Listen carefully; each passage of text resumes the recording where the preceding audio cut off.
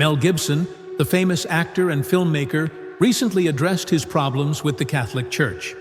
In the video, which we will play soon, he addresses the Coalition for Cancelled Priests, his thoughts on Pope Francis, and his support for Archbishop Vigano, who was recently found guilty of schism, meaning he has split from the Catholic Church after years of fierce disagreement with Pope Francis. The 83-year-old ultra-conservative has previously called on the Pope to resign, accusing him of heresy and criticizing his stances on immigration, climate change, and same-sex couples. Archbishop Vigano was a senior figure in the Church, serving as papal envoy to Washington from 2011 to 2016. In 2018, he went into hiding after alleging that the Pope had known about sexual abuse by an American cardinal and failed to act. The Vatican rejected the accusation. Hi, there in Chicago, Mel here.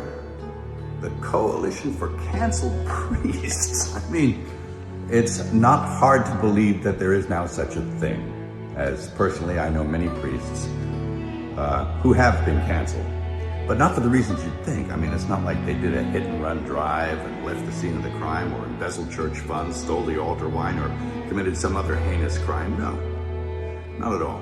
And who's persecuting them? Well, their own bishops. How's that? Yep.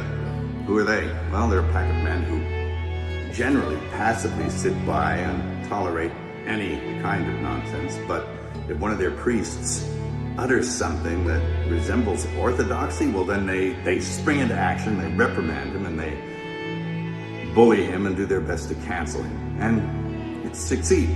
They drum him out of the service, off he goes. I'm really sorry about that. That's a grave injustice, and it's kind of white martyrdom. And it's nothing new. It really isn't. It's nothing new. And how are we supposed to know the good guys from the bad guys? Well, we were given a standard by which to judge them.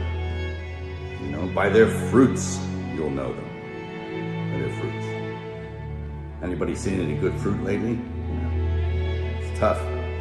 And look, I'm a pretty sinful guy. I mean, I'm as venal as the next guy. But I know the difference between a shepherd and a hireling. And I think that the vast majority of these bishops are just a bunch of hirelings. And my question is, who's hiring them? I don't think it's Jesus. Is it Francis? Who's hiring Francis? Is it Pachamama?